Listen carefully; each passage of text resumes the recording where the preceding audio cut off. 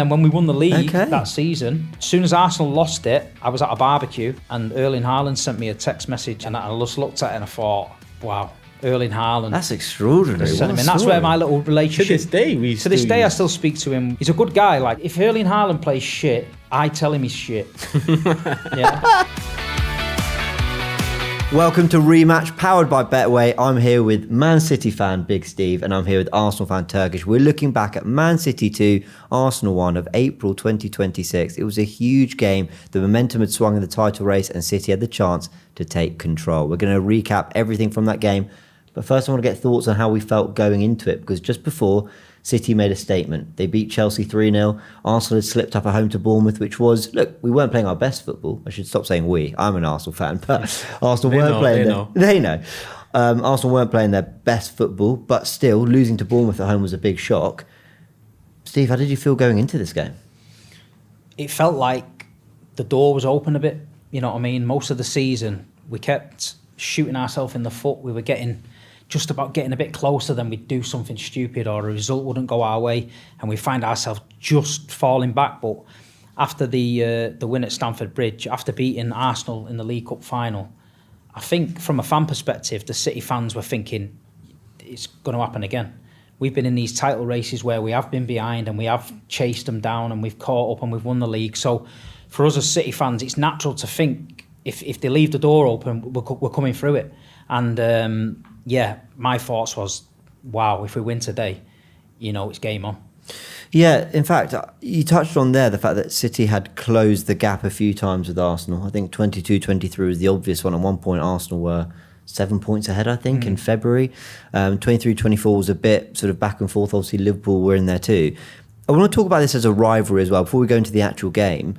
Did it feel like an actual Premier League rivalry, or was it just, look, these are the two best teams in the country who are going back and forth? Do you feel that, I don't know, with the Gabriel Haaland element, with the fact that Arteta used to work at City with Pep, do you feel like an actual rivalry has kind of built there, or at least did, between those two sides and those two managers?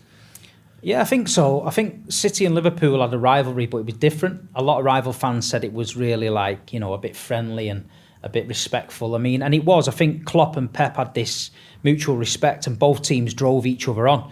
There wasn't any real needle between the two teams, you know what I mean? I think everyone sort of admired Liverpool, everyone admired City, and it was a little bit friendly. But with Arsenal and City, obviously the fan base of Arsenal can get a bit crazy. The City fan base, we're getting there. And like you say, the Haaland Gabriel thing. And yeah, the games going to the Emirates the other year, needing to win, Jack Grealish scoring, and then Hughes coming to the Etihad, De Bruyne, you know, that masterclass and stuff. And then there's that feeling that Arsenal were never as good as City, but the last couple of seasons they've been getting there. You've kept with a manager and the team's been building, and I think there was just a feeling like, you know, same with Liverpool. Liverpool were brilliant, and there was always, I think in the back of my mind, there was always a point where you think they're going to get there at some point. And with City being that inconsistent last season, I was thinking, are we going to just, you know, let them get in here? But the rivalry for me, I mean, I'm on a few shows, so the Arsenal fans are definitely gunning for me. But I think I don't mind it. I think it's good rivalry. Yeah. It's and you know, we all look back at Man United, Arsenal games. We look back at Liverpool and Man United and stuff like that back in and you can say they're like old traditional rivalries, but come on, these will be the rivalries the kids are talking about in a few years. They'll be saying, do you remember Gabriel and Haaland fighting? And remember, you know, Salah and Aguero and everyone fighting for the title. So I think it's good, and I think this is probably, at the minute, I don't know how Turkish feels, but I think this is probably the main rivalry now. Yeah, there were loads of flashpoints, weren't there, in terms of us signing Jesus and Zinchenko. And I remember Zinchenko getting a little bit sort of little broed by some of the City players after a defeat at the Etihad. You think of, you know, Bernardo Silva and Rodri. These City players would talk about Liverpool in such glowing terms, but we never got that. There was always, well, till they've won the league, basically we don't respect them. And obviously it wasn't always quite said like that, but you always had these kind of extreme moments. You even had then, when City did fall away in 24-25, Arsenal suddenly destroyed them 5-1 out of nowhere. And it's like, you had these kind of extreme moments. Did you feel that this rivalry was also kind of building? Yeah, it was. I think the way Bernardo spoke about us, the way Rodri spoke about us, this was at a time when we weren't there yet. And there was an element of truth in a lot of what they said. Similar to what Jose used to say about us and Wenger. It hurt more because there was a strong element of truth behind it. It was the same with Rodri, with Bernardo, and the comments in and around that time, because we hadn't been there before. We hadn't got it done. A few years back to back second place finishes. You not getting over the line. You don't have that certain. You look at it and say, we've now done it. So that was always something that got under my skin as well. But that was at a time where I looked at Arsenal rebuilding, trying to transition, trusting the process and whatnot, hoping that we would finally get there. Use these moments, use these words as ammunition. Yeah. Use it as the ingredients needed to get over the line. And I think in the end we did. In between that, I think the rivalry, at the moment, it's not one that will be remembered, but I do think it's still got the opportunity to grow. I think the year Liverpool won the league dampened the rivalry a little, but on the pitch, in terms of a bit of bite, and I'm used to bite. Growing up, it was Arsenal United for me. I still claim that as the best because I like a lot of bite, and football's lost a lot of bite, whereas that had it. I think us and City have that too. Haaland throwing the ball at the back of Gabriel's head. Yeah. The moment in this game, Gabriel and Haaland squaring up to each other, and a bit of force applied from Gabriel. Other moments dotted throughout. There is a rivalry there for sure. I also think Pep and Arteta's relationship dampens it a little in comparison to what I'm used to. Wenger and Ferguson hated each other at that time. Yeah. Pep and Arteta, they pretty much love each other. It's the opposite. Because you've seen Arteta angry at everything, and then as soon as the final whistle goes, he just shakes Pep's hand, gives him a hug and walks off. Yeah. Whereas other managers, I remember Mancini and Fergie going at it as well. Yeah. And another thing with the rivalry is the bottle. The bottle thing, course, you know what I mean? Yeah. Because that, when after this game, the game comes out, the guy with the bottle's still there. People have got bottles. City fans are selling bottles. Yeah. and then obviously City start to lose, and then the Arsenal fans have got the bottles. So I never knew a plastic bottle could get involved in football so much. It's so true. Do you think that without Pep, then that's going to only grow if City remain as competitive as we expect them to? Because he's still got great players, but the Maresca Arteta respect isn't the same as the Arteta Pep. This could be the bite that Turkish is on about. Yeah. Because Arteta's got no feeling towards Maresca and vice versa. So, this could boil over now. But, after weekend's game, I'm just happy if we stay up. I'd like it to continue. Yeah. Because I think that factor of not having one of your mentors or best friends in the opposition dugout, I think that will go a long way to improving the rivalry. I hope City are there or thereabouts again, because I want to fight someone for a league title. I don't want to walk it at Cantor. I think we were better placed allowing, the slip-ups that allowed City back into it, because by the end of it, we were in a bit of a scrap. We were in a bit of a fight. With 5 games to go, it was in City's hands. I look at Liverpool the year before, walked it. Did that bode well for them the following season? No. It didn't at all. So I think the fact City came back into it, the fact there was bite come the end of the season in it, Haaland's celebration in this game, he scored the winner, and it was one of, we've seen a few of those moments from Haaland. It usually gets him over the line by the end of the season. So 100%, I think the Pep factor being taken out of it, I think there's a lot more to come from Arsenal City. Steve, you joked there that, obviously relegation's not a genuine threat, but, you joked that maybe the expectations for City are different to what they have been for a few years. But how do you feel as someone who has seen 6 of the last 8 titles or 9 titles, whatever it is, won by your club? How do you feel when people start talking about an era or a dynasty for Arsenal? Because you've known Mancini to win a title. You've known Pellegrini to win a title. You've known big money to be spent with those managers and greats to have still played under those managers. Doesn't necessarily mean that there's a follow-on in terms of more trophies and kind of more years of success. So when people talk about it through the Arsenal lens, as a City fan, but also just as a football fan, do you feel like it's premature, or do you think it is there for Arsenal? No, it's premature, but you've got to be realistic in football. You've got to take a step back, and Arsenal are a better side than us at the minute. They've been building slowly. This happened with City for a while. We went through an era of signing players where people said, they've only come for the money. You can't attract the best players, etc., etc. That all changed with Tevez signing. Then all of a sudden, Yaya Toure, Aguero, players of this ilk start coming, and people start taking notice. But we've got to break it down. We've lost Pep Guardiola. We've lost Rodri. We've lost Stones, Akanji, Ake, Trafford in this one summer. Then we've lost Kevin De Bruyne, Ilkay Gundogan, Ederson the summer before. I don't think it's ideal. And to have a new manager come in, if Pep was continuing this season, I think everyone's calm because we know the system, we know we're going to play, we know we can replace certain players, we know the profile of player he wants. With Maresca coming in, it's new backroom staff, it's new ideas. So any City fan that just thinks that the smooth transition is going to be there, I think you're kidding yourself. You've got to look at it through realistic eyes and think, you know what, you cannot lose that amount of quality, the best manager we've ever had in our life, and expect everything to be the same. Yeah. I mean, we got a taster of it at weekend. It wasn't very nice. But, you know, it's early days. Yeah. I've already seen people saying, you know, Arsenal are going to win 3 in a row, we're going to win 4 in a row, we're going to do this, we're going to do that. Football doesn't work like that. Yeah, do you know what I mean? It doesn't. There's been a lot of times when Man City have been great and they've lost finals. There's a lot of times when Man City haven't been the best and we've won leagues. But if you're asking me now, the best equipped team throughout the squad is Arsenal. And the fact that you're only making 1 or 2 signings, that's a great thing. If you see a team's making 5, 6, 7, something's gone wrong somewhere. Don't care what anyone says. That's not normal. If you make 1 or 2, you know you're in good hands. And I feel like this season for us is a big, massive season on and off the pitch. We need to calm the fans down because they're going a bit mad, and we need to get behind the manager, you know.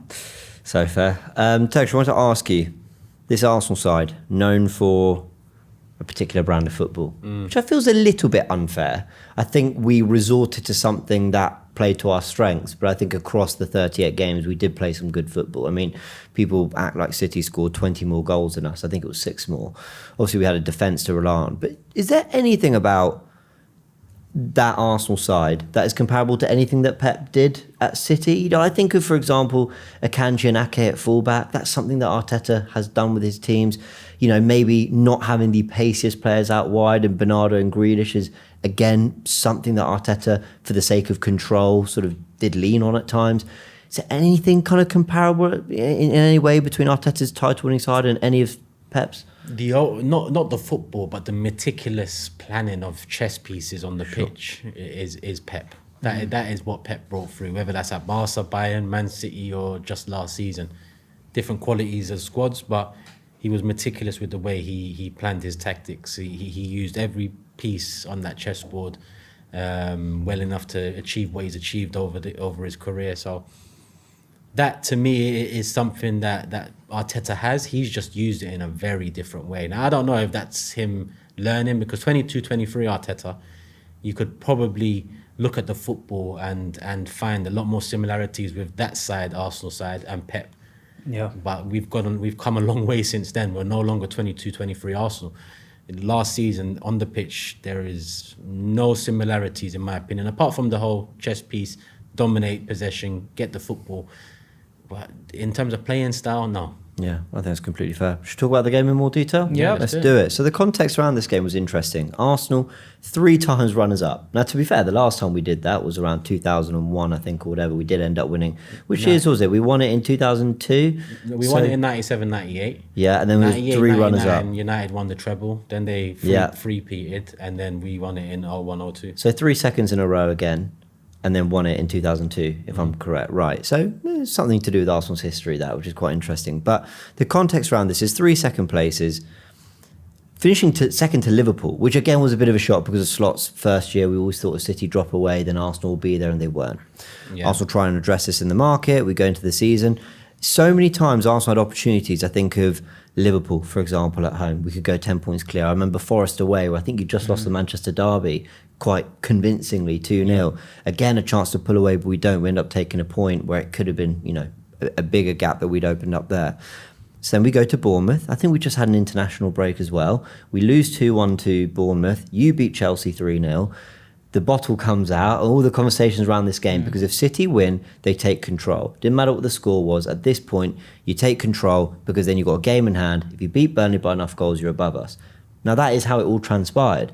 But the context was fascinating. It couldn't have been more finely balanced in terms of, for the neutral, if you really had no dog in the fight, you must have just been licking your lips thinking, this is proper Premier League football in the run-in in April. What were you feeling, Steve? Not just about the excitement of the game, but how it all kind of lined up. As a neutral, it was quite extraordinary.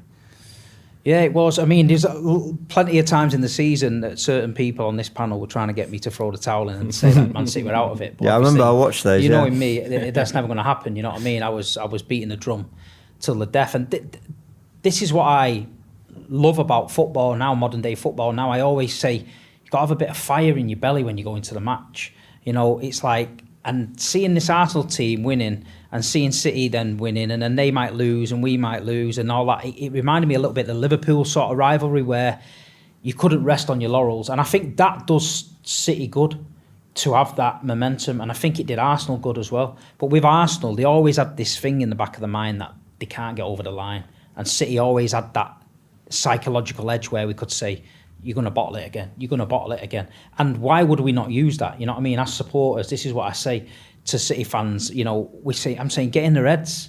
I know us fans don't influence the game of football, but in the stands we can do a bit of damage when it comes to it. You know, we can get onto it, and we were trying to portray that you're going to bottle it again, you're going to bottle it again. But then every time we felt like we could probably take a step to them, we'd do something stupid. But then when they tried to capitalise, they didn't quite capitalise in that. But the feeling around it was just that it's game on now. You know what I mean? The Liverpool season that you touched on before, the season before, I think everybody agreed if Man City slipped, Arsenal are the best equipped to win it. And it was a total shock that Slot's team just ran away with it. But I mean, absolute ran away with it. Yeah. So, and then I remember the feeling was, don't worry, Arsenal are going to bottle it again. Don't worry, Arsenal are going to bottle it again. And I feel like the Arsenal fans deep down wasn't showing that, but they were thinking, please don't bottle it again. Please don't bottle it again. Let's be candid as now.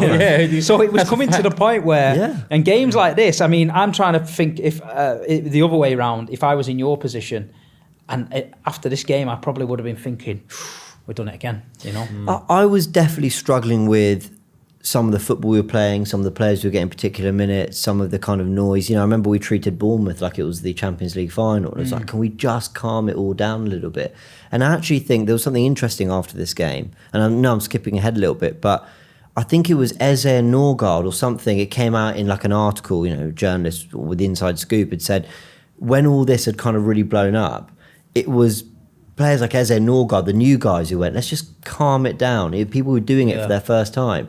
So sometimes fresh voices just helps from that perspective, Turkish, because this was like a typical Premier League season. Liverpool and City, what they were doing, win, was just extraordinary. Yeah. It was great to watch, but this is drama, right? You know, Guehi's back pass, Arsenal losing at home to Bournemouth, constant twists and turns.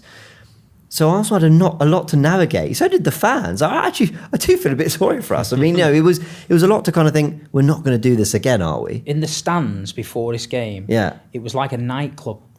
What, at the Etihad? Yeah. So you see it on my video sometimes, don't you? And I say, check it out. And there's music, because we have a DJ under there. And everyone's bouncing, because there was a certain feeling like, it's happening again here. We're having it, you know what I mean? We're going to do it again. And we were so confident, and the atmosphere was electric in there, you know what I mean? But the game felt big. Yeah. You felt like you could, every moment, every pass, and the game was so fast. Yeah. Watching it from the stands, the pace was so fast. So you knew it really meant something. So, when I got in that stadium, I thought, today's the day, you know, this could have a big swing in our way. Problem is, you mentioned earlier that we could have run away with the league at 2-3 points across the season before this game.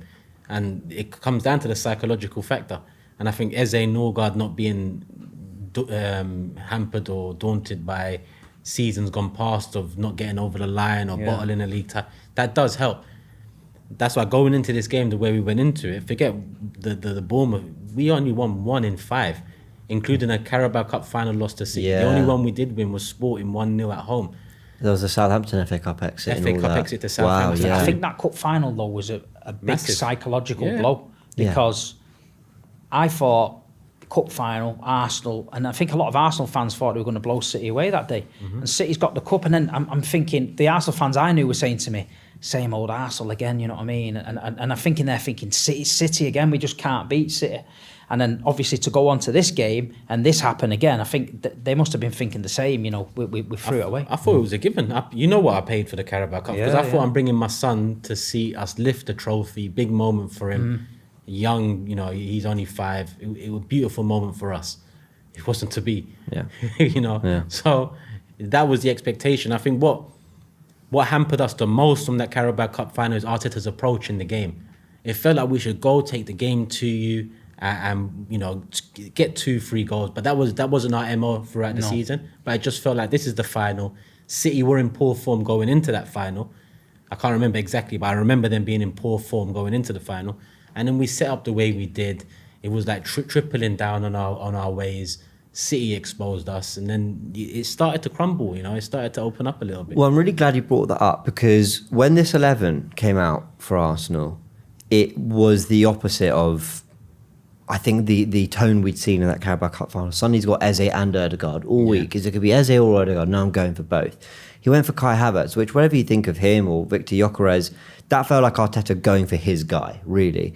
Obviously, the back four, very defensively resilient. Mosquera and Nkapie are very good defenders. In fact, looking at the bench, I'll have a look later, but I don't think the likes of Calafiori, obviously Timber was out, but Ben White could have played. He went for Mosquera. It felt to me like Arsenal, not just in 11, but in tone, actually did have more of a go. And we all know the famous clip of me celebrating the draw at the Etihad. But because I never saw, I'll recreate it for you. I never saw that Arsenal side being able to go toe-to-toe with City. That was basically why I was so happy with the draw. I was like, yes, got the best you could get out of this. Yeah. But I always felt this one could.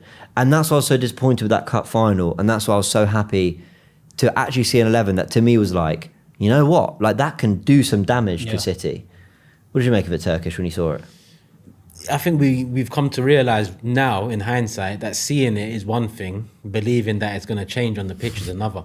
Because it didn't matter who we played on the pitch. Do you not think we played better in this game, though? You don't think we had more of a go, more chances, a bit more end-to-end? In the context of it, no, because City were very poor going into that final.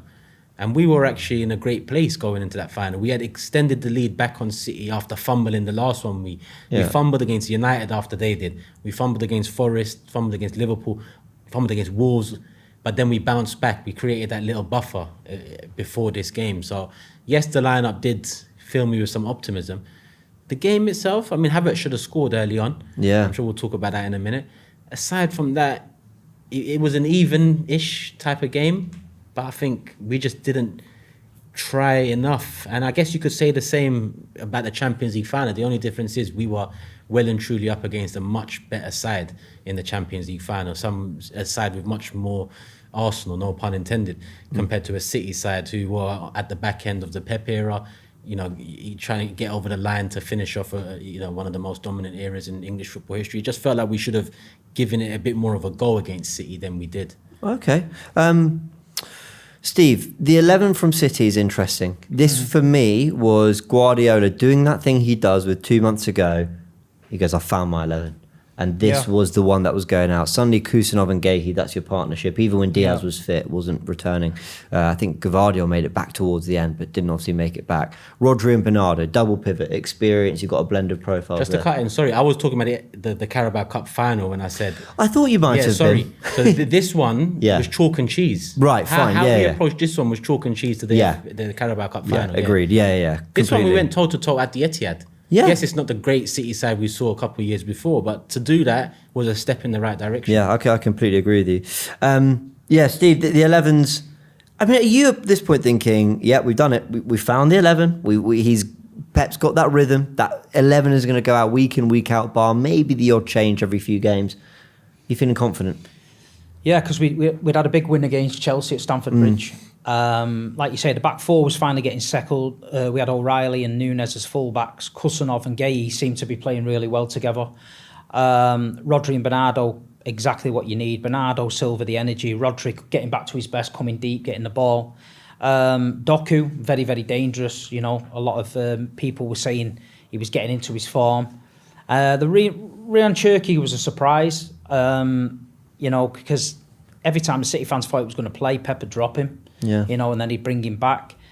Proved to be a great move for that game. And Semenyo, I spoke about Semenyo numerous times. He scored the goals when he came, but sometimes his play wasn't up there. But, he had a good end to the season. And then we just needed to get Haaland going again. We had a spell last season where, I think he didn't score for 5 games, but to the people online, it's a major crisis, you know what I mean? But, no, we were finally getting a bit of rhythm. And I always used to say, when City start to get that rhythm, and start to get in that groove, that's when we get the momentum. And like you say, we were happy with the lineup when it was announced. Semenyo was a really interesting one, playing out on the right because, well, he played his best football for Bournemouth on the left. And also you've tended to play with a Mahrez, a Foden, a Bernardo who's left-footed and come on the inside. Then you've got a right-back in Núñez who's a midfielder converted there. So Pep was really tweaking and tinkering a lot to eventually come up with a balanced 11 that was going to build that momentum. Yeah. No, I mean, the wing play situation still is not, we don't know where it's going to go. Yeah. Doku can play for Belgium on the right, but City insist playing him on the left. Yeah. Like you say, Semenyo, his best work is usually off the left, but he played him on the right. But at that time, it was coming towards the end of the season, and we just needed to get a settled team that was doing its job, you know what I mean? And at the time, we were looking sharp, to be fair. Rematch is powered by our friends at Betway, your home for weekly free bets, free spins, and so much more. Don't miss out, head to Betway today. The link is in the description below. Let's talk about the game and the moments, because this always goes under the radar, Turkish. And, I remember arguing with Arsenal fans at the time. Yes, Kai Havertz scored. I do actually think his all-round performance was pretty good on the day, but he misses big chances, not just the header over the bar. And it's not just the one where Odegaard plays him through. People forget that if he times his run better early in the game, Arsenal could be 1-0 up. I think it might be Odegaard who plays him in again. I can't quite remember. It was Eze. Sorry, it was Eze who plays him through. And there's just frustrating moments like that where you're like, come on, don't rush the moment. And to be fair, like I said, he's had big moments for Arsenal since then. And since that game, I actually think he's played well for us. But that was a frustrating start because it's an offside. People immediately go, well, it wasn't a chance. It was. If you time it, you're in on goal. We should be 1-0 up. Especially when your whole season's built off of limited chances and trying to take what you can. This is against the City side at the Etihad, so any opening, you want to capitalise as much as possible. And that's my frustration with Havertz. I think he pops up with big goals in big games, but he also pops up with big misses in big games too. And I think that's where, I struggle with the balance. Big Champions League final goal for us. But then in this game, big title race game, one that it went our way in the end, but in another season, an alternate reality, it doesn't. He, in my opinion, failed to show up. But let me not paint that start as Arsenal having had the best opportunity, because City hit the post. Gabriel had his arm behind his back, but I mean, it did hit his arm, so people can judge that how they want. But it felt like a bit of an early onslaught, because before Donnarumma's error, which we'll talk about, it's David Raya who nearly gets caught out and ends up chucking it into the stand. City were really aggressively on Arsenal, Big Steve, which I imagine you expected. Yeah, we started so fast. We just wanted to ramp it up, you know what I mean, get us in the groove. And like you say, early doors, Cherki has the shot, it hits the post, and then obviously we go 1-0 up, you know what I mean. It's a fantastic goal from Rayan Cherki, Núñez with the chest down into his path, and then you sort of wondering, where's he going with this? And then he sees the gap, and the Arsenal defenders around him, there's four around him, and you're thinking he's going nowhere, but the ball control was so close to his feet, and if you watch it in slow motion, he sort of skips through him inch by inch, you know what I mean. Gabriel's foot, if it's another inch longer, he's over it and he's down. Do you know what I mean? These people sliding, it's going through legs, and the finish at the end was so composed. And Rayan Cherki's got that little bit of arrogance about him as well, you know what I mean. You guys didn't like the kick-up situation in the cup final, and they're rolling around and stuff, but we loved it. And then when he scored, he runs and stands in front of the Arsenal end and just has a little bit of a stare off, as if to say, game on. Yeah. Turkish, what are you thinking in this moment? What are your thoughts on the goal? Magnified because it was magic. Yeah. And it came at a point in the season where I was crying out for a bit of magic from our attackers. Yeah, it's true. Even to this point now, coming to the end of the transfer window, I'd like a bit more magic from our attack. But that's what magnified this goal more. Cherki, I would have taken him. I wanted him at that price. You did. You were calling for him a lot before City came in big. You take the risk. It's just that I think Arteta's in a different place to Pep in terms of being able to manage that sort of ego character or whatever it may be that was the cause for him to be so cheap. But in terms of talent, ability, I think that profile of player is lost in football now. A magician. And this moment here, it was a magician at work, because look, that's Gabriel. That's Declan Rice. That's Hincapié. Three of the most physical players we have around him. And none of them could lay a glove on him in that moment. Because look how cute he is with the ball here. He doesn't even touch it. He just gets his body in front. Gabriel knows if he leaves a leg hanging there, there's not many can do that now. No, I don't see that now. Definitely not. You know what is disgusting about this goal in a good way? He's dribbling like a left footer for the first bit, and then he's ending the move Swings as a it up. right footer. Yeah. He goes, Boom. he goes. Honestly, this first bit, you could see Mahrez, and then suddenly Kevin De Bruyne. Yeah. Like he honestly, it's like he switches to a different footballer. It's to use another sport. I can imagine. I've seen some tennis players like they hit a forehand with their right, and then they just flip it to their left hand and hit another forehand.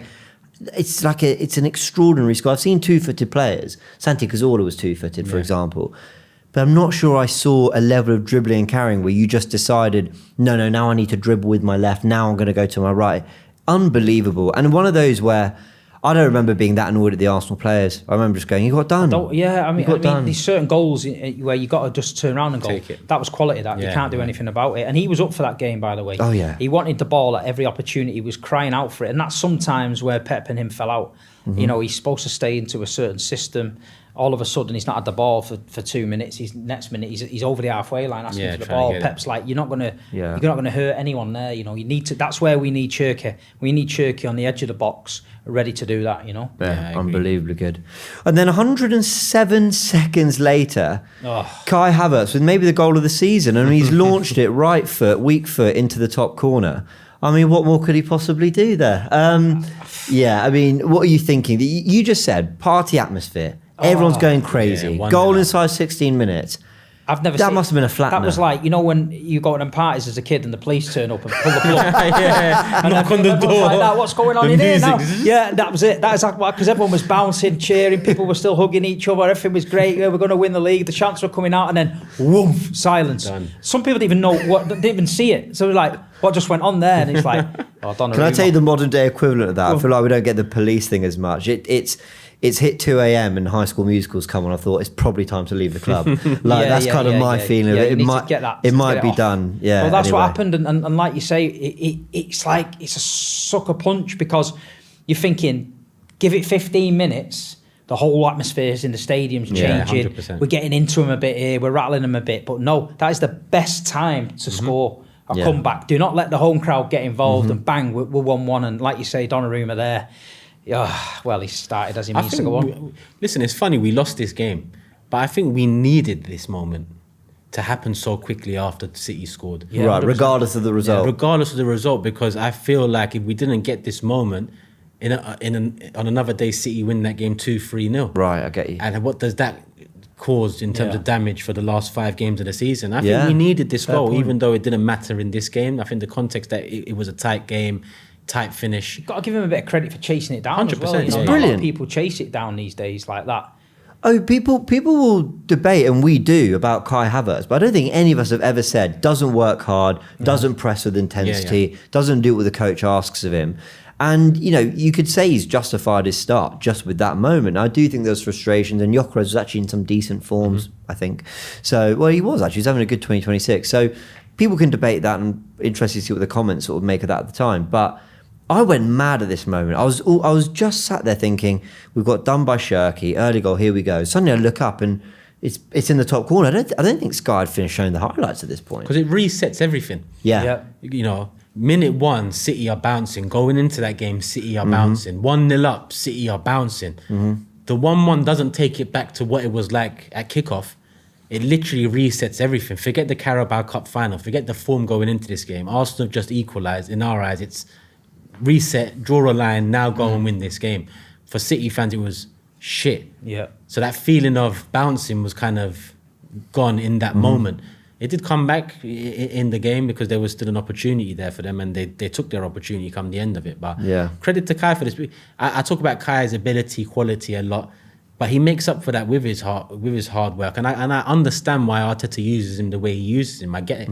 But when he's your highest paid player, I feel like he needs to be someone you rely on, and I just don't feel like I can rely on Kai yet. And that's the difference I have in opinion with a lot of Arsenal fans. So quite a lot happens between minute 17, 18 to then 65. We've got Madueke being subbed off for half time. I think he was struggling. It felt like a few times Arsenal actually did have an outlet on that side, and nothing really came of it. Erdegaard is getting into the game a little bit more. Arsenal have settled down. I can't remember any massive City chances, if I'm honest, for the rest of the half. No. Half time comes around, Martinelli comes on. And Martinelli actually ends up playing a really big part in this because He fails to clear a ball in his defending penalty area, which City nearly score from. I think it's either saved or goes just wide. He then pinches the ball off, I want to say O'Reilly, I can't remember who it was in midfield, that creates the counter-attack. Havertz should then score. Eze's dragged it onto his left foot, hit the post. All of this happens before Haaland in the 65th minute. So where do you want to pick up? Should we talk about Martinelli's involvement? I'll go to you, Turkish, because, listen, he more than played his part in his game. And a lot of people blame him for the incorrect pressing that leads to the City goal. So we'll park that for a second.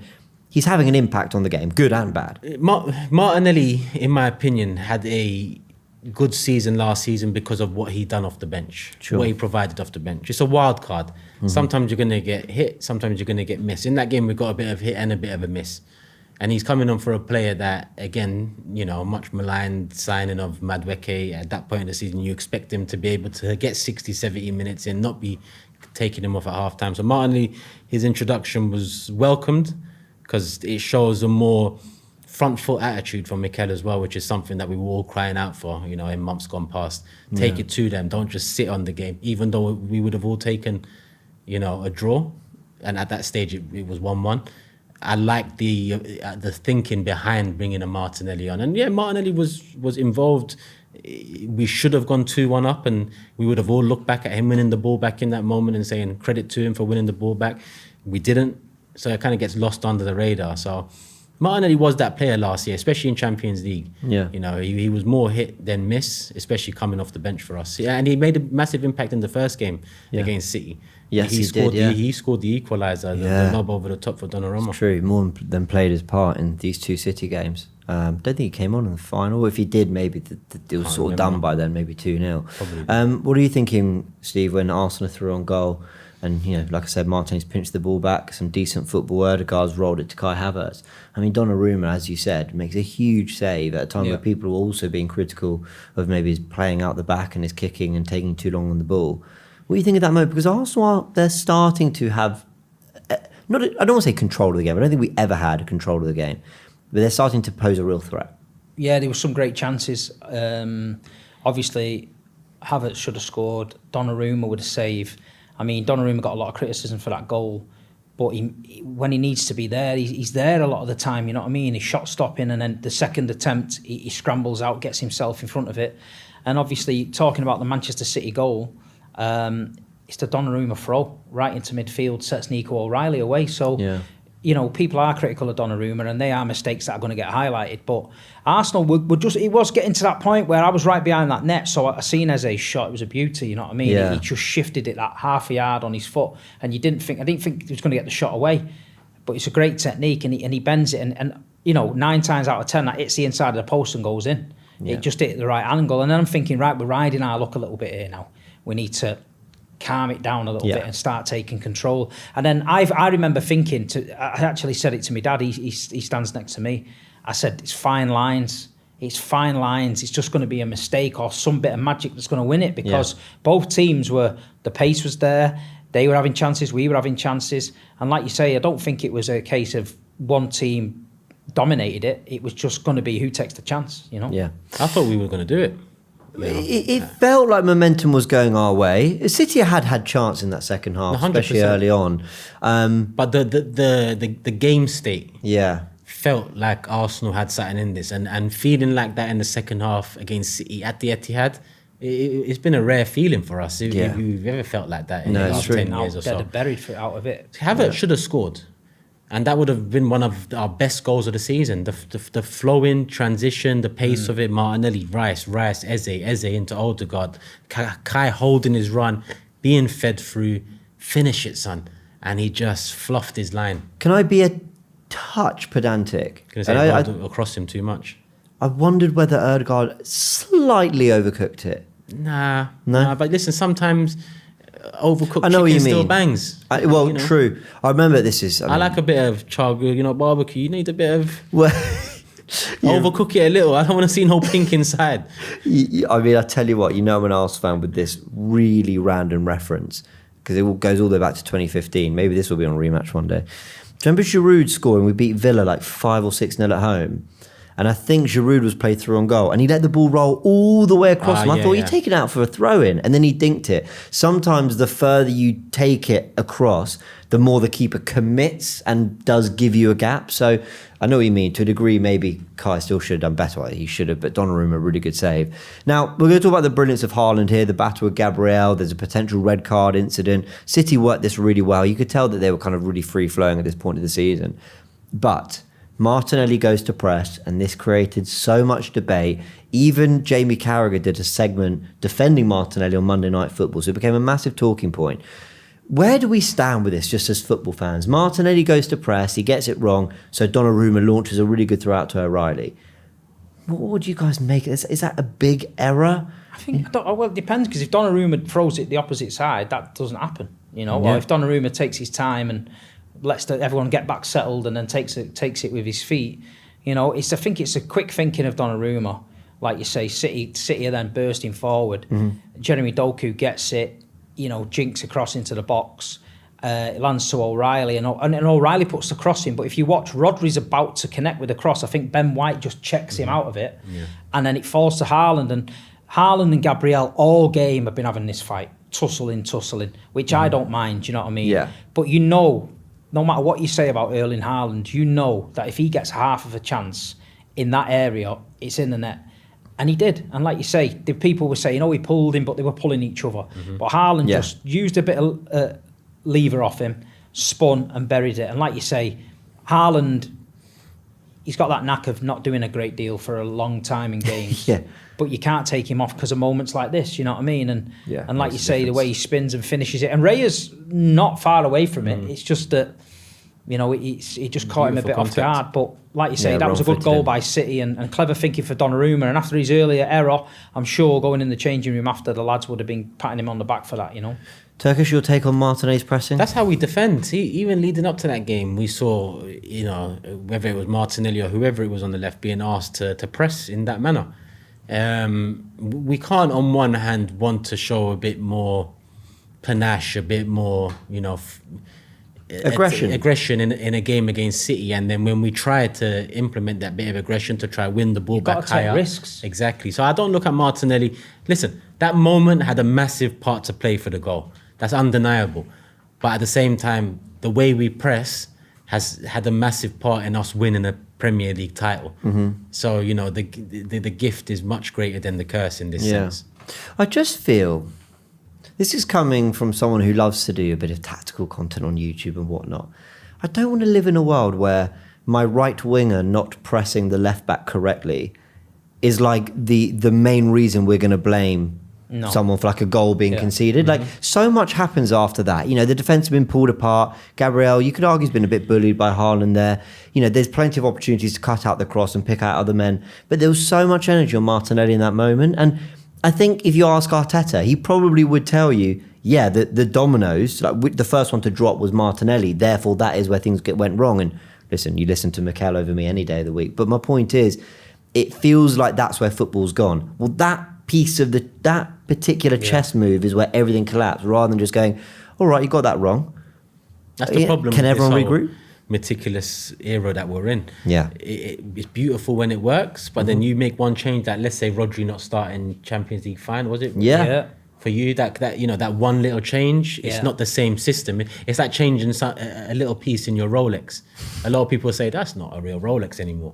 You know, the cogs need to work in conjunction to produce, and that's where Rematch is powered by our friends at Betway, your home for weekly free bets, free spins, and so much more. Don't miss out, head to Betway today. The link is in the description below. Haaland, like I said, I'm going to call it as it is. He bullied Gabriel here. And the reason I mentioned the Community Shield and Gabby needing a good performance and maybe a clean sheet and a win in that game was because this game, Gabriel was rattled. Let's call it as it is. He needed to get sent off for the red card. You've got Norway, Brazil, where obviously Brazil were favourites, though Norway were very good.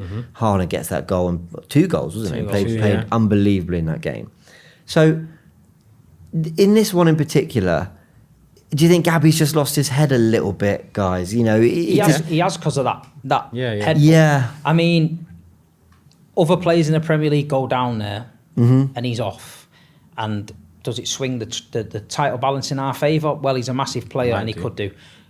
But I'm a bit of an old school sort of guy, and I respect the rivalry. I respect, Gabriel and Haaland going at it. Gabriel's had his day with Haaland a few times. Yeah. Haaland's had his day with Gabriel a few times. It's handbags for me. And like you say, I don't mind it. It's a bit spicy. Haaland it's nothing to him. He's brushed his head against him. Yeah. If that's Bernardo Silva, Bernardo's going down like you've killed him. Yeah. And he's having it because he knows what he's doing. But I don't mind it. The pair of them have got this history now. No matter when they play now, even if it's for Brazil, they're always talking it up. And like you say, Haaland in the World Cup he done him, and then they were like, oh, this rivalry and stuff. Obviously, recent Community Shield, Gabriel and Haaland, it's showing you at the end of the pitch, they both had a hug, shake hands. So I think there's a bit of mutual respect. Oh, for sure, 100%. Yeah. But, I've seen Haaland being dragged from pillar to post off him and Saliba before. Yeah. And I've seen Haaland be clever, keep away from him, play a bit deeper, you know what I mean, and then dunk on him. So I don't mind this. No one got hurt, you know what I mean? It's a bit of an headbutt, but... Gabriel felt like every one of us in that moment. Yeah, cool. Yeah, he did. We fucked this up. And not this game, this season. That's what it felt like. Yeah. Because it was advantage City come the end of this game. And 2-1 down. Gabriel in that moment, 100% he thought, you know what, we've done it again. Yeah. Yeah. We were debating whether this was like a real Premier League rivalry built between City and Arsenal. And I think we agree, yes, but we're not putting it in the category of Arsenal, Man United, or certainly never got to the level of Klopp and Pep. I do think, though, and this might be a wild statement, that Gabriel and Haaland will be remembered as like a great rivalry. You're talking about one of the greatest Premier League goal scorers of all time, and now we can actually talk about Gabriel as a Premier League winner, and I think he needed that to kind of be in that conversation. And you're so right, they've both had their day with one another. There have been moments where you've gone, Gabby absolutely locked him up, and Saliba, and then there's other days where you go, Haaland's inevitable. And so I almost think that rivalry is almost a bit even more established than Arsenal and City's. Yeah, I have to double down on what Steve said about Haaland. I have to give him massive credit for I'm with not you. Going down, because these things enhance a title race, enhance your viewing, whether you're a neutral, whether you support City or Arsenal. These things on the way to success enhance it. Whenever we look back at this title win, for example, these moments are going to be within the highlights package, within the story. Yeah. You compare that to, okay, what if Haaland did go down? Gabriel banned for 3 games. What happens then? The rest of football take note, like they have been taking note, and there's less of these moments in games. There's less of the bite in games. Whereas I think there needs to be more bite brought back in. There needs to be a better balance. And credit to the referee and VAR as well, who still could have sent him off regardless of Haaland not going down. They let it play on, and it probably did cost City, because without Gabriel for the next 3 games, we probably do drop points. And who knows how it ends up then.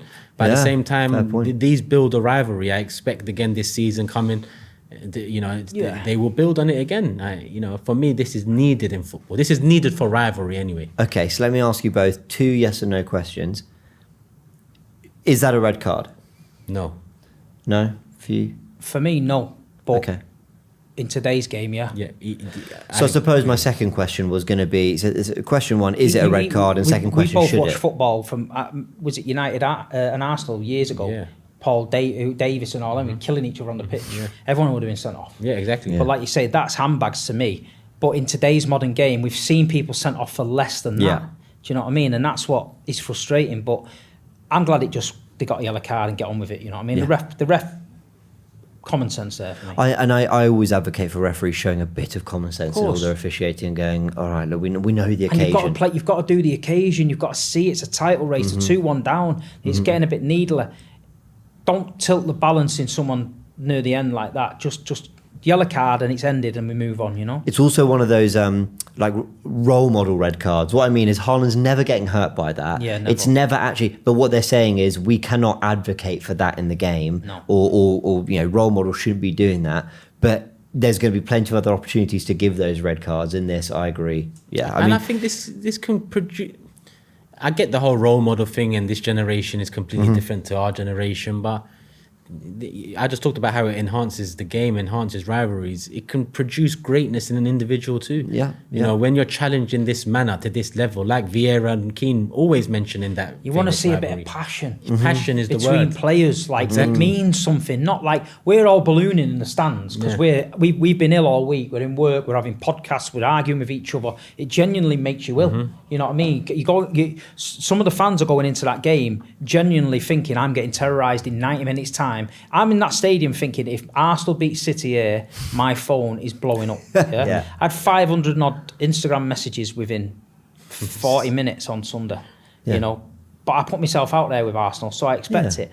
So, but these people, the players mean something. You know what I mean? It's a big title. Get everyone piling, have a little bit of a push and shove for 5 minutes, and you know, handbags and move on. If football started the way that people see football now, there would be no rivalries in football. Yeah, ever. Yeah, I see all the hugging in the tunnel and that, right? Yeah. And people might watch this and go, Steve. No, I agree with you, old and actually. grumpy man. Nostalgia merchants. Yeah, That's what they're going to call us. We are. Man. What can we do? Do you know what I mean? I've seen Vinnie Jones get King Clancy by the throat before he's even walked on the pitch and strangle him to death in the tunnel. There's a kid looking over the wall thinking, what's he doing there? King Clancy's getting strangled. Nothing happened. Referee had a word and that just was relax, calm down. I've seen Roy Keane and Vieira going at it in the tunnel and that. So these days, you know, a little bit of pushing and shoving. Come on. You know what I mean? It's now, man. Do you remember Arsenal-Barcelona? I think Fabregas went and sort of like said hi to all the Barca players in the tunnel, hugs and kisses and everything. I'm like, even me at the time, that was maybe 2010, I'm like, Leave it at me. come on, man. Like, I get you want to play for them one day. Message I remember them, man. Just do Schmeichel it and Neville full for time. City and United. Yeah. And then Yeah. Schmeichel shaking everyone's hand. He's gone to shake Neville's hand. And he's gone, nah, mate, you're not shaking my hand. And I thought, everyone went, oh, do you see Gary Neville? I'm like, two right. Two right. That's me. If I'm captain of Man City and my one of my players has gone and signed for them, I ain't shaking your hand until after the game. But that's gone in the game now. You know, there's not many of that about now. But Arsenal City have a bit of that. The throwing the ball at the back of the head, this moment here. These are, like, I'm surprised. Stay humble. I'm surprised the Met Police didn't All get that. contacted after stay Haaland humble threw and the all ball at that. So Gabriel. he's getting there. There's a few little. I seen the lads at weekend. Eze and Gyökeres warming up, giving it the 3-0 and that. I seen is that. it? Yeah. Yeah. Yeah, So they did I to the mean, crowd, so yeah. it's definitely between the players that he's definitely there. Yeah, we want to see it, and it's on the right side of rivalry at the moment. It's rivalry, but again, I don't think anything has gone beyond what it should be. Because far. I've mentioned chess a few times. Football is chess now. Yeah. But football is not chess, if that makes sense. Yeah. The element of passion, you cannot take it out of the game. Yeah, and individualism. 100%. And that's to the character. fans as well. Long live standing sections in grounds, because in my opinion, standing for a football game creates a much different vibe to sitting. 100%. That's why I prefer away games to home. Yeah. You can't take the passion out. This is not opera. This is not chess. It's football. Yeah, fair. There was one last big chance for Arsenal. Now, Arteta... Who did it fall to? Well, I'll ask you. But you know what's so interesting is Arteta, it's all coming back to me now, actually, which is quite painful. I mean, it's better knowing we won the title, but trying to realising how much I forgot about this game. Eze came off, and actually he wasn't having an amazing game, but he did look like the player who might produce something. Yeah.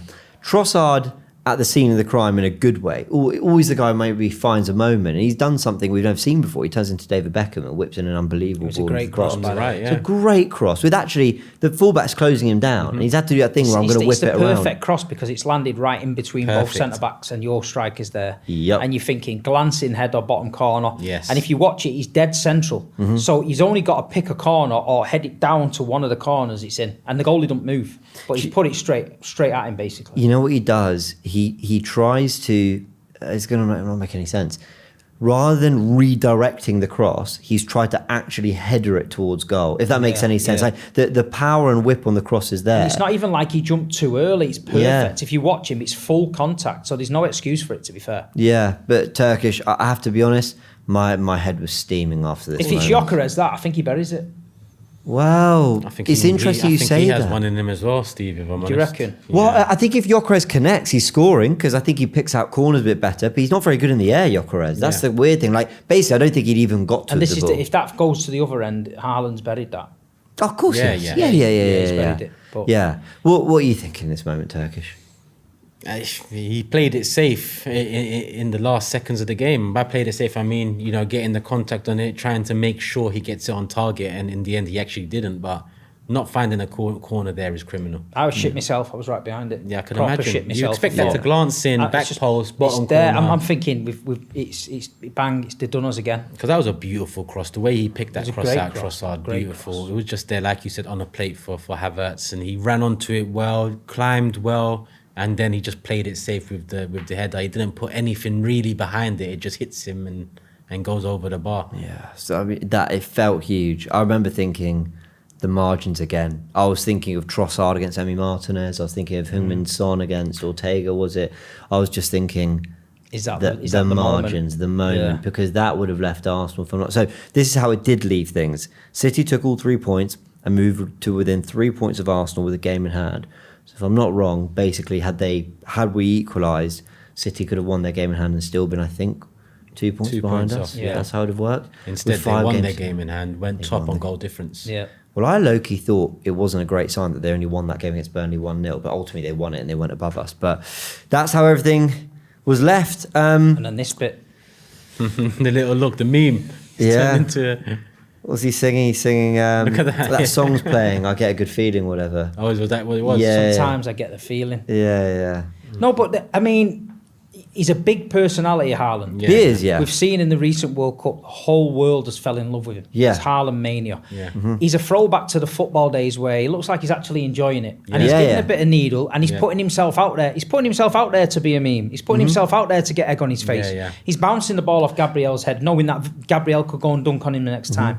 So, I mean, I love the fella, and like you say, he's great. I've got to be honest, I never thought I'd say this about like a rival player, but don't know if I'd use the word love, but I really like Erling Haaland. Like, as a character, like you said, enjoys his football. You've got to respect the footballer and his numbers, not dropping to the floor at the chance of getting someone sent off. And he gets grief, by the way. If he misses, if he doesn't have 2 games when he scores, he gets grief, by the way. He's broke the Premier League goal scoring record. Yeah. He's won the treble, and he's won the Golden Boot more or less every time he's played, bar one season, I think. Like Van Nistelrooy, I used to hate, but I respect that he was a great striker. I can't hate Haaland. He's a great character, and the game, again, we talk about what the game is missing in comparison to 20 years ago. I think more characters like this, more people that can put everything on the line, take you on the chin, win games, We said it the other night on the Big Six about the best players in the world. Are they playing in the Premier League? And I think we could only name a couple. Haaland, Yeah. That's true. Yeah, and that's what we're saying. And this is what I mean. These players need to stay. Yeah. They need to be 100%. here. I completely agree. Yeah, I mean, as much as I'm delighted Rodri went because it makes you weaker, it's the Premier League losing a top player. Where's your bottle gone? Where's your bottle gone? This is stuck in my head since that time. I mean, it was, I have to say. So when we've come out of the ground there, yeah, I know Tal very well. He's a lovely fella. the guy with the bottle drinking from the... And to be fair, there was all this nonsense about him being a media plant and that he wasn't. He's a genuine guy, goes with his son. He does sit near the dugout. He has got that bottle off the players. He's had that as a prop, and he's just started necking it thinking, I'll be a bit funny, and then the media have hit him with it. So he's famous in his own right, and he's doing his own thing, so fair play to him. But when we bounced out of that ground, everyone had bottles. Everyone was singing. I seen him outside. Everyone wants pictures with him and that. I always do my little 60-second rant after it. I'm like, you've shit the bed.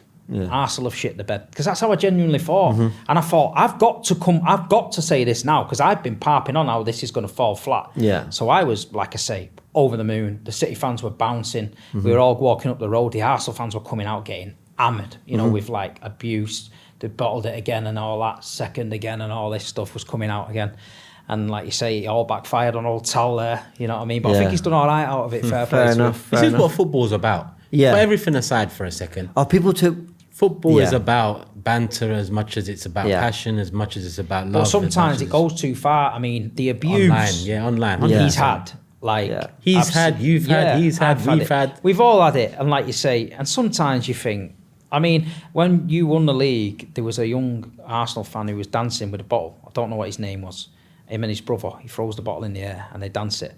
And I put it on my story because I respected it. Yeah. And I thought, fair play, the little guys won the league, you know what I mean?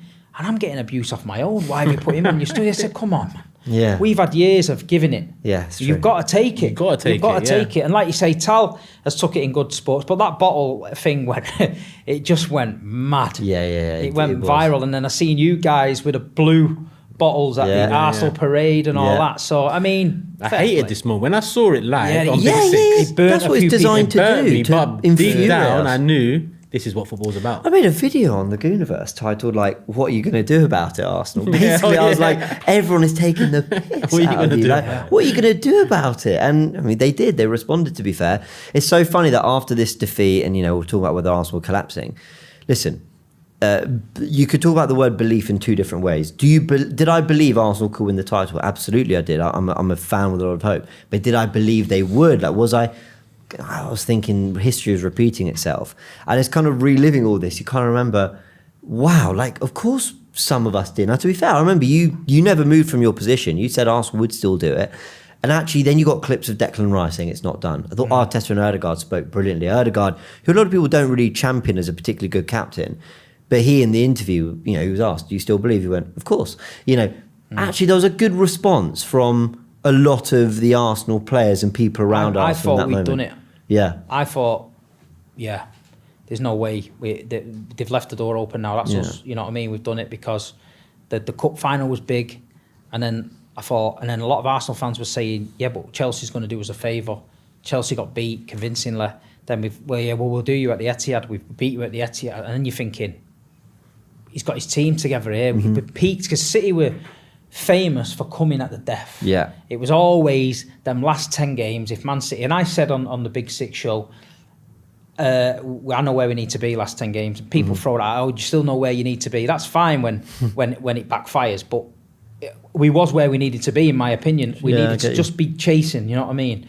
And like you say, it didn't work out in the end, but coming out of that game, as a City fan, I think a lot of City fans thought, yeah, we've done it now. I'll never forget the voice note Steve sent to the Big Six group. I think they did do the rounds online, if I'm not mistaken. They shut the bed again, bunch of wet wipes. And other expletives that I'm sure we can't get onto the show right now, but... We'll release the tapes. We'll release the tapes for a fee. If anyone wants the tapes, put the offer in, we'll release I it. was listening. I got a job on my hands tomorrow on Big Six. Yeah, it's but that's because our WhatsApp group as well. We're all friends at the end of the day. No, we love each other. We're football fans, and it's crazy. But like you say, I was coming out the ground, and fans was hugging me. Steve, you said you was going to do it. You said you're going to do it. You said you're going to do it. Obviously, the famous one with me and the Shark. Yeah, of course, yeah. We had to win at the Emirates. Yeah. I come round to AFTV for a bit I remember of a chat. that. Yeah. And I'm there thinking, and by the way, I'm the only City fan there with Premsy, by the way. Yeah. And the whole, they're all having the interview and that, and I'm talking about it, and then I thought, I've got to leave them with something to think about here. Psychological warfare. And then I just said... Sharks in the water. All I'm going to say is... there's blood in the water, Robbie, and there's a big blue shark behind you. And the players ran with it. Wow, they seen it on the coach, and certain players were sending me messages about sharks. And then, Oh, wow. Well, yeah, and then when we won the league that season, as soon as Arsenal lost it, I was at a barbecue, and Erling Haaland sent me a text message, and it was a great white shark jumping out of the water. He sent me a thing, and I just looked at it and I thought, wow. Erling Haaland. That's extraordinary. And that's where my little relationship... To this day, I still speak to him, things, but he's a good guy, like I say, and I can speak to him like I can speak to... If Erling Haaland plays shit, I tell him he's shit. And we have a conversation about it, and he's not one of these footballers that gets offended by that. He will say, I understand the fans' frustration, Steve, we're going to do this, we're going to try this, and that's it. And like you say, I speak to him a couple of times a season, briefly, but because he's never really that shit, but I've got to give him credit. He rolled with the shark things. He's one of us, man. He's one of us. I'm going to message Erling when he shits. Well, everyone messages now online. He's replying to everyone. Oh, yeah. That's it. All throughout the summer, innit? But I'll tell you a quick one. The night before the Champions League final in Istanbul, we're all on that Navidad street. Bear in mind, we lost to Chelsea a few years before. It's mental. There's fireworks, flares going off, everyone's ballooning. And then I just sent him a quick message, said, good luck for tomorrow. Go make history, man. And he sent me one back and said, do you know the reason I signed for this club? And I said, no. And he sent me a spinning Champions League. And I've got goosebumps now. And then the lads were with me. All the boys have been watching City 30 years. I went, Haaland just sent me that. And everyone was just so pumped. Our number 9's just got that on his brain. He's locked in. And that's when I knew then, I thought, we're having it tomorrow. So I've always said that every club would benefit from a closer relationship between the fans and the players, like a better insight. I'm talking when things go well, there's that connection, and when things go wrong, it humanises the players to go, all right, I get them a little bit more.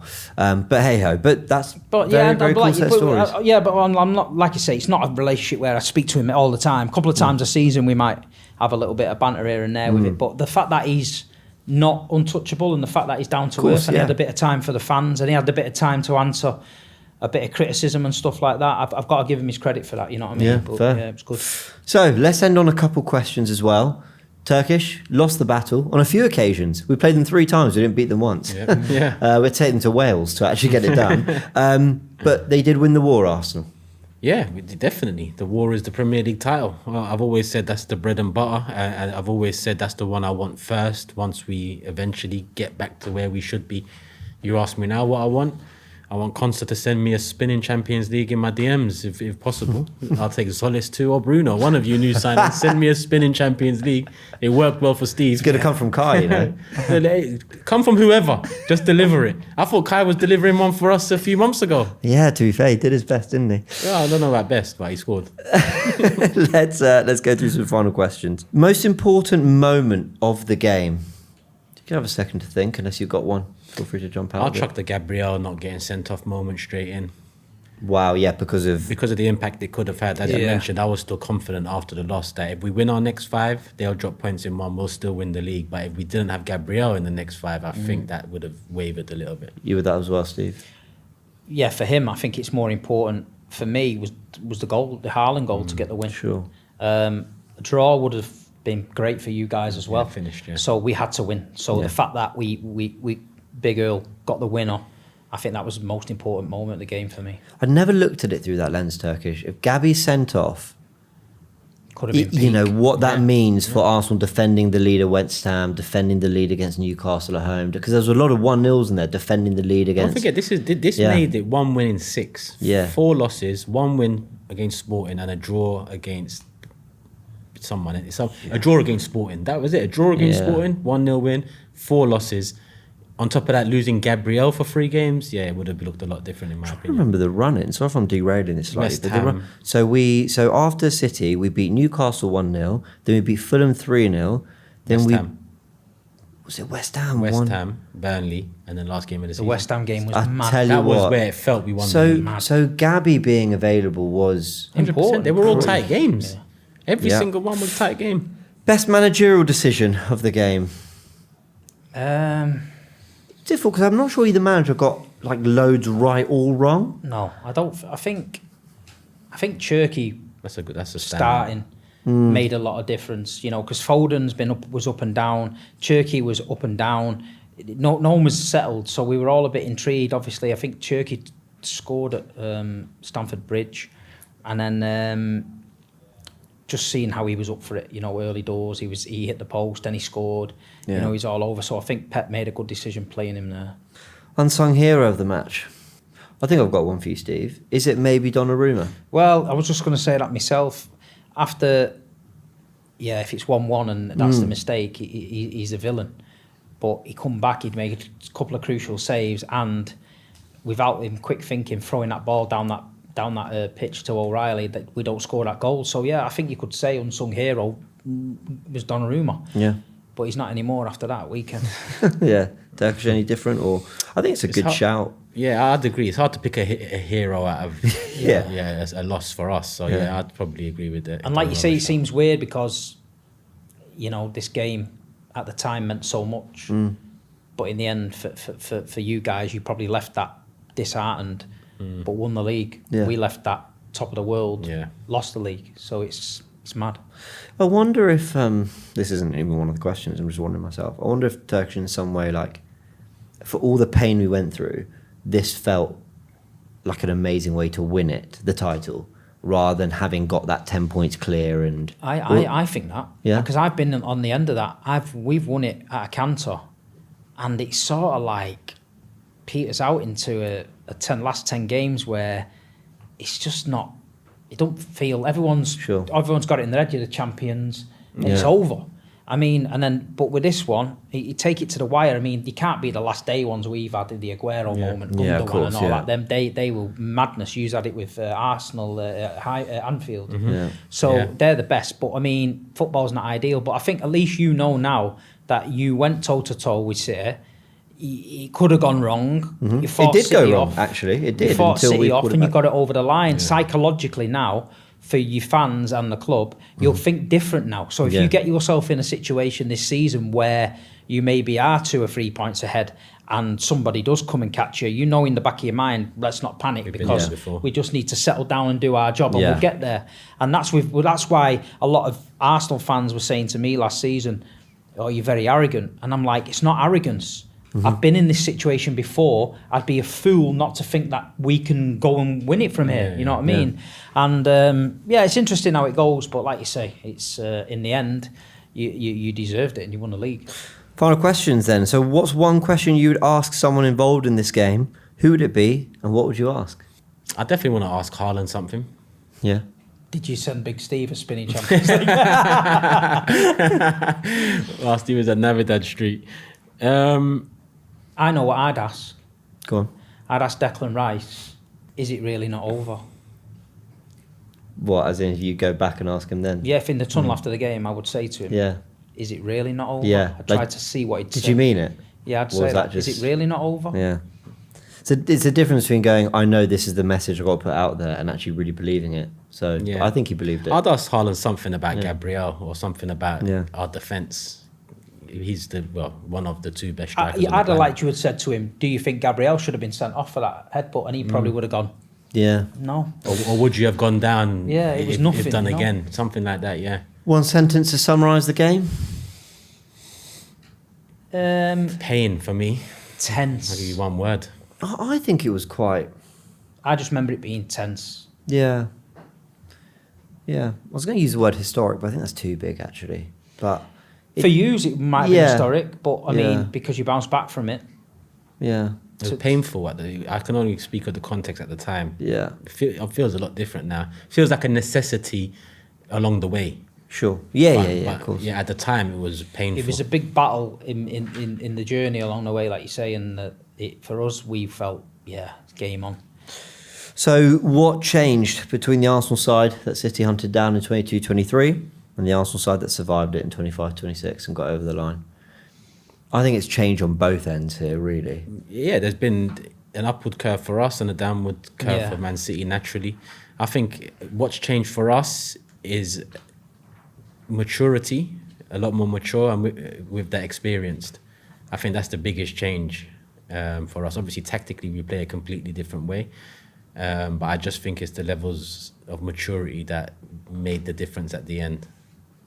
Yeah, I think the quality in the side dropped a little bit. Yeah, your for sure. Kevin De Bruyne, your Gundogan's, Edison, etc. had left. It was a totally different dynamic. There was the feeling in 2022-23. I think we were a miles better team than Arsenal. You know what I mean? And like you say, the trophies don't lie. What they collected, but I think the gap was really close that last season, and I just feel like we were very inconsistent, which a lot of Manchester City teams under Pep was never really inconsistent. They were always, when they were locked in, in. But even when we felt like being locked in, and we draw in 3-3 at Everton last minute and stuff like that, and Bournemouth game, and and then you're thinking, no, we're not quite the same team. So, but Arsenal had then become better than us. I think near the end of the season, they were more ruthless and just, I think we were hoping on a total collapse with a cup final and the Etihad. We were thinking, their camp's going to be down. Yeah. But I think because of previous seasons, they knew that if they kept their head up and just kept going, they'd probably get there. City, like Turkish kept saying to me, I feel like City are going to drop points, and I would never have admitted that on the shows I was on, because I would have never have done that. But I had that feeling inside as well. I wasn't confident enough to say City's going to win 10 games here. Yeah, of course. City's going to win 14 games here. There was always going to be West Ham away or Burnley away. And, there was always little things in the back of your mind thinking, are we going to slip there, Yeah. Experience is key. You can't fake experience. You can't learn experience. You have to go through experiences. Yeah. And I think to go through what we did in terms of City, catching us bottling it that season, to go on to finish second 3 seasons. I think that played a major part in us being at a level of maturity this past season to get it over the line, even with the bumps in the road. Yeah, fair enough. Was this the final chapter of Pep versus Arteta? Do we think we'll ever kind of see them again in some different shape or form? Arteta's record against Pep, or should I say Pep's record against Arteta, he won 10 of the games, drew 3, lost 4. The lowest head-to-head points per match of any opponent Arteta has faced. But do we think we'll see them again? No. I mean, and ultimately, who won the rivalry? I mean, obviously Pep with more titles and more wins. That's but not a question. Pep won it. I don't think we're going to see him again. I think Pep's probably going to take a year or 2 out, and then he might pop up somewhere random. I think Arteta, if he carries on the way he is, I think he could be at Arsenal for 10 years maybe, you know. Yeah. Pep Or 10 more, won it, man. or just 10 in total, you think? Well, I think if you stay at a club for 10 years, I mean, it's his first job. Yeah. So if he starts winning things, there comes a nagging something in your head as a manager that tells you that I need to go and do it somewhere else, or I need to try another league, I need to do it. You know, all managers get that, really. It's only probably Fergie that never did. He was comfortable. But you look at Mourinho, he's gone around and done it. Even Pep left and went to Bayern Munich. He's come to City, he might go somewhere else. You know, Jurgen Klopp's gone on the international stage now. So we'll have to see with Arteta. But like you say, he's got the makings of a great side. They have only won 1 league. You know, there's a lot of talk about this, that and the other, but they've won 1 league. Yeah. You know, if they does it back to back, then they can do 3 in a row. That's when you start doing things that are like the big boys have done. You know what I mean? Yeah. Fergie and Pep, okay. Arteta, fair play, he's won 3 in a row. He's done this, he's got us a Champions League. So, I mean, I think you guys, in the early Arsenal days, I was one of the Arteta fans on that said to people, you need to keep with him. A lot of people at Manchester City respect him and said he's a big loss. A lot of people call him the cone man. You can have him back, put the cones out, Steve, and all that. But modern day football now, these managers do not get a minute to breathe. You know, I often wonder sometimes, like when United sacked Fergie, we're going to sack Fergie in the Nottingham Forest game. Mark Robins scored, they kept him. Look what happened. And I always wonder, like, if I had a crystal ball, you know, which managers got sacked just that bit too early, which might have turned the corner and gone on a run or something like that. You just don't know, do you, you know? It's a great question. Pep, I mean, it's not a question for me. Yeah. You know, Pep's won the rivalry. And there must be a certain element of pride, him being proud of Mikel Arteta as well. That's his protege. Yeah. You know, of course, he wouldn't want to, end the way he did at City without a league title. He got 2 cups though. But to see your protege be the next one up in terms of now everyone's predicting Arsenal go on a little run until someone rears their head from the rest of the 6 to stand up for the fight. There must be an element there to say, all right, I've done what I've done. Now the one doing it now. Listen, you know for a fact this season, if Arteta's got something in his mind, he's going to ring him. Now he's going to say, look, I'm on this situation here. What would you do here? And he's probably now he's going to be on the end of the phone. Vincent Kompany probably ring him. You know, he's got a lot of players out there who are managers. Pep's our assistant now. You know, over the phone. But I would listen if I'm Arteta and I'm thinking, just let me ring him here. What would you do? Because it's sometimes if you've got the access to him. Until Arsenal play Bayern and Kompany's on one line, Arteta's on the other. He's playing them against each other. But no, it's. I'm sure Pep will finish up somewhere. But Arteta's doing his own thing. It feels like it's the beginning of something good for him. So, we'll wait and see. I hope that Arteta Maresca heats up. I really do. Yeah. I hope one of them say the wrong thing in the first press conference, and then it really goes from there. I don't see Maresca being that kind of guy. Nor do I. But he's kind of cold, isn't he? In like a bit. Do you know what I mean? I wonder if that might just. And this is how mad it is because he's now in charge of our football club, and we don't know anything about him really. He was assistant and stuff like that, but. We've got to learn about him. He's got to learn about us. We've got to know what he's saying. So after the game weekend, the first thing I wanted to see was his interview after the game. Just to see the body language, just to see what he's saying, you know what I mean? Is he going to come out and be like, bang, bang, or is he going to be a little bit timid? I don't know. And I haven't got much off him. He's a bit of a closed book at the minute. Yeah, he definitely is. Well, listen, a huge, huge thank you to Arsenal fan Turkish, City fan Steve. That was the Arsenal, defeat to Man City 2-1 at the Etihad in April 2026. The game that just swung momentum back in City's favour, but so much happened after that. Everton away, the West Ham game, Bournemouth, and Arsenal eventually did get their first title in 22 years. Hope you've enjoyed Rematch powered by Betway. Go check out all the other games we have rewatched here on the channel. And yeah, let us know your thoughts in the comment section below. Subscribe to the channel. We'll see you very soon.